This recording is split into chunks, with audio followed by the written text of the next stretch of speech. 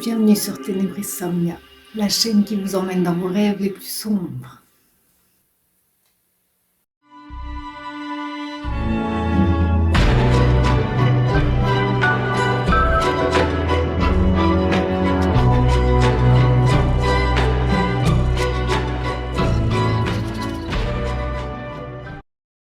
Aujourd'hui, le bilan tag mi-année. Spéciale lecture, bien évidemment. J'ai repris ce tag sur la chaîne de Lado Vintage. Voilà, j'ai repris les mêmes questions. Dans les questions, à chaque fois, on nous dit un livre que, un livre que, un livre que. Moi, je fais vraiment le bilan dans l'ensemble de mes 6 premiers mois de cette année. Donc, il y aura de la redondance et c'est pour ça que il y aura plein de livres aussi à chaque fois. C'est pour ça que je vais les énumérer sans m'attarder dessus. Allez, c'est parti. Première question, nombre de livres lus. D'après Livre Addict, 72.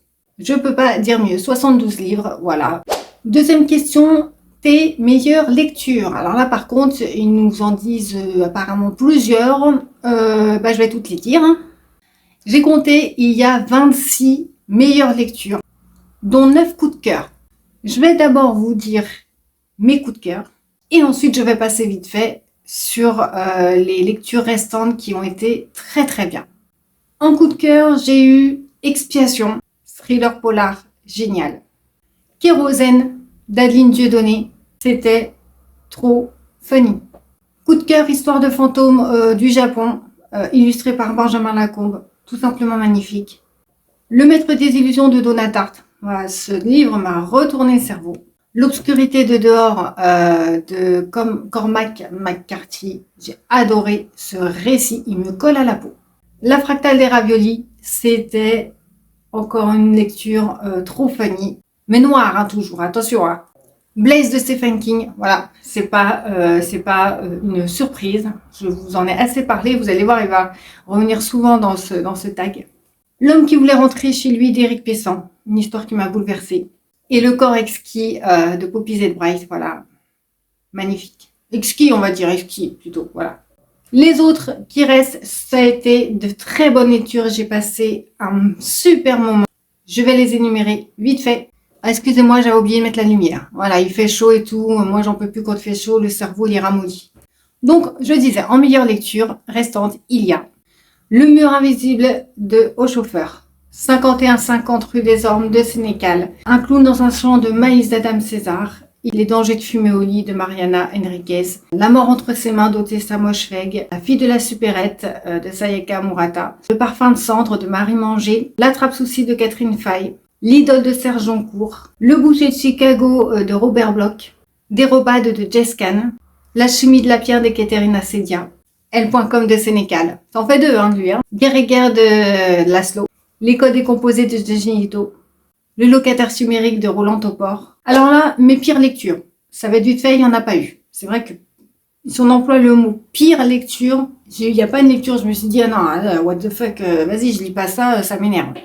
Pour n'en citer qu'un, je vais citer Résidence Saha, parce que j'ai rien compris. Ensuite, mes plus grosses déceptions. Alors là, je vais quand même dire Darkwater. Alors attention, c'est le mot déception. Ça ne veut pas dire que je n'ai pas aimé. C'est des livres que, voilà, ça passe, c'était bien, mais j'ai été déçue. Donc Darkwater, c'est un recueil de nouvelles. Et ça m'a pas franchement fait frissonner. Moi, j'avais vu le film. Et là, c'est un recueil de nouvelles. Hein. Donc, une nouvelle a été adaptée en film, donc Darkwater. Mais les histoires sont oubliables. Voilà. Ensuite, alors attention, il y a Carmilla de Sheridan Le Fanu. Bah ouais, quand même, c'est un classique, voilà, du vampire. Hein. Mais j'ai été déçue. Ça m'a pas. C'est comme Dracula. J'ai été déçue. Dracula de Bram Stoker. Mais c'est des lectures qui restent. Je pourrais les relire. Mais j'ai été déçue. Le chant de Cali de Dan Simmons. Pareil, je vous l'avais dit, j'ai été déçue. Je me suis un peu ennuyée. Bon. Résidence Saha, je vous l'ai dit, là je le mets dans la déception parce que je l'ai acheté le livre. Là, ça a été de mon initiative. J'ai voulu acheter ce livre, j'ai dit, ça a l'air trop bien, dystopie dans un bâtiment, etc. Et no way. Et les Atomic Knockers de Stephen King. Et encore une fois, c'était trop bien. Attention. Mais j'ai été déçue parce que je m'ennuyais un peu. J'ai l'impression de lire un truc que j'allais savoir la suite. Alors peut-être que je me trompe. C'est sûrement une erreur. Mais voilà, j'ai été déçue par les Atomic Knockers. Alors, question intéressante ensuite, la 5e, un livre qui t'a fait passer par plusieurs émotions, par des émotions différentes. Là aussi, il y en a plusieurs qui m'ont chamboulé, où je ne savais plus où j'étais, où j'habitais. Là, pareil, je vais passer vite fait. Je vais vous les énumérer. Donc, il y a eu Le Mur Invisible. Je me suis dit, mais je dois m'ennuyer ou je dois être happée par le truc? Finalement, j'ai été happée. Alors, comme quoi, voilà. Kérosène, un truc, j'ai rigolé. Des fois, j'ai éclaté de rire. Des fois, c'était très sérieux. Le Maître des illusions, bah lui, je vous ai dit, il m'a retourné le cerveau. L'obscurité de dehors, je vous l'ai dit, ce récit me colle à la peau, mais c'est un truc de fou, il m'a fait ressentir des choses de fou. La chimie de la pierre, ça aussi, j'ai été charmée, envoûtée, touchée, bouleversée par cette histoire. Blaise de Stephen King, voilà, c'est le livre qui m'a le plus touchée, donc forcément, je suis passée par des émotions différentes, mais vraiment des émotions en plus, comme je vous dis, on s'attache au personnage principal et c'est chaud de s'attacher à un personnage comme ça. Il m'a touché. Elle.com, voilà, c'est dans le titre. Voilà. Alors, Sénécal, lui, m'a envoûté, m'a fait goûter à des plaisirs qu'on ne devrait pas, mais du coup, des émotions très contradictoires, donc j'ai adoré. Hein. Guerre et guerre de Laszlo, pareil, un texte tellement riche qu'il m'a fait passer par des émotions tellement différentes, tellement multiples. L'homme qui voulait rentrer chez lui, bouleversant. Bouleversant, j'ai ri, j'ai souri, j'ai pleuré. Le locataire chimérique, lui, m'a rendu ouf. Bukowski, Les contes ordinaires de la folie, de Bukowski. Les contes de la folie ordinaire, à chaque fois, j'interverse. Et le Koretsky de Poppy Z. White. Voilà. Pareil, un peu comme L.com, des sentiments contradictoires. Voilà. S'attacher à des psychopathes. Bon. Là aussi, je vais énumérer pour la 6e question des lectures qui t'ont fait du bien, qui m'ont mise bien, mais il y en a tellement des lectures. Alors plus en début d'année, vraiment, je prenais des lectures freestyle, donc qui me plaisaient. Donc forcément, j'allais vers des lectures potentiellement beaucoup plus qui allaient me faire plaisir, etc. C'est vrai, depuis quelques semaines, je fais des balles. Mais donc c'est pour ça qu'il y en a plein qui m'ont mis très très bien. À l'ouest d'octobre de Ray Bradbury, bah ça c'est des livres doudous pour moi. Swan Song de McCammon, j'ai adoré cette lecture, j'étais trop bien, j'étais à fond dedans. Il y a Histoire de fantômes du Japon, c'était magnifique. Arcadium, j'ai beaucoup aimé. Bah là on est avec un héros en plus années 80, serial killer, donc j'étais dans mon élément. La légende de Sleepy Hollow, donc qui dit conte interdit, dit bah moi pareil, je suis encore dans mon élément. Hein. Les dangers de fumer au lit. Ambiance hyper sombre, j'ai adoré. Un clown dans un champ de maïs, voilà, bah slasher, c'était trop bien. Les rats, franchement de James Herbert, trop bien aussi. La mort entre ses mains d'Otessa Moshfegh, je vous l'ai déjà dit, même si c'est des lectures malaisantes, voilà, moi je suis dans mon élément, mais à fond, franchement c'était trop bien. Kérosène, la ligne du donné. J'ai rigolé, donc ça m'a fait sentir bien. Visiteur sans visage de Brussolo. Trop bien, thriller palpitant, haletante. Génial. Une vie de Maupassant. J'adorais le personnage de Jeanne. Le maître des illusions, voilà, trop bien aussi. Le portrait du mal de Graham Masterton. Masterton, c'est pareil, c'est comme Bradbury, c'est comme les contes interdits, c'est comme Sénécal, c'est comme King. C'est des livres doudous.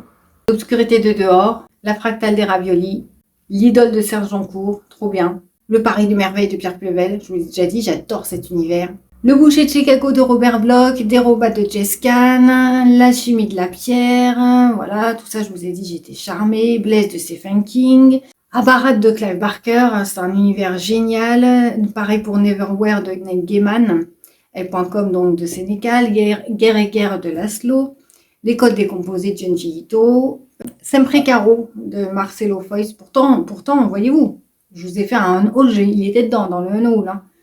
Mais j'ai adoré l'ambiance. Locataire chimérique. Crazy de Benjamin Libert, parce que j'adore les récits initiatiques sur le terrain, donc et forcément j'ai adoré. Bukowski, trop bien.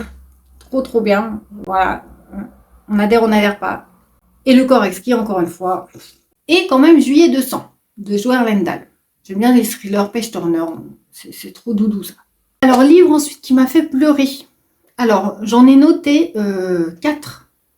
Donc, il y a Le parfum de cendre de Marie Manger. Pourtant, c'est un récit glaçant, mais très touchant. Il y a L'attrape-souci de Catherine Faye. Cette histoire de gamin perdu là au milieu de nulle part, enfin voilà, pour celui-ci j'ai vraiment chialé littéralement. Blaise de Stephen King, j'ai chialé aussi littéralement. Et pareil pour l'homme qui voulait rentrer chez lui d'Éric Pessan, j'ai chialé comme une madeleine, c'était là. Un livre dont tu as aimé le perso principal, pareil il y en a plusieurs, attention. Le mur invisible, cette nana qui est toute seule dans les bois, s'occuper, essayer de survivre avec ses animaux, voilà, what the fuck, tu t'attaches quoi, tu t'attaches. La trappe souci, comme je vous ai dit, ce gamin perdu au milieu de nulle part, hein, il m'a touché grave. Une vie, je vous ai dit, de mon passant, j'adore Jeanne, je me suis attachée à elle.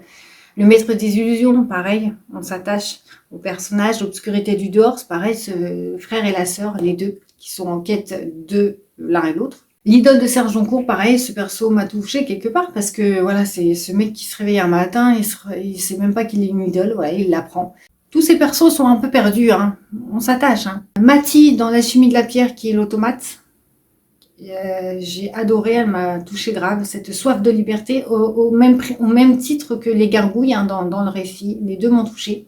Blaise de Stephen King. Guerre et guerre aussi, Corim, hein, dans Guerre et guerre, m'a beaucoup touché, cet archiviste qui découvre un manuscrit inconnu au bataillon et qui va le lire et le relire et ça va l'obséder, et voilà, j'ai adoré.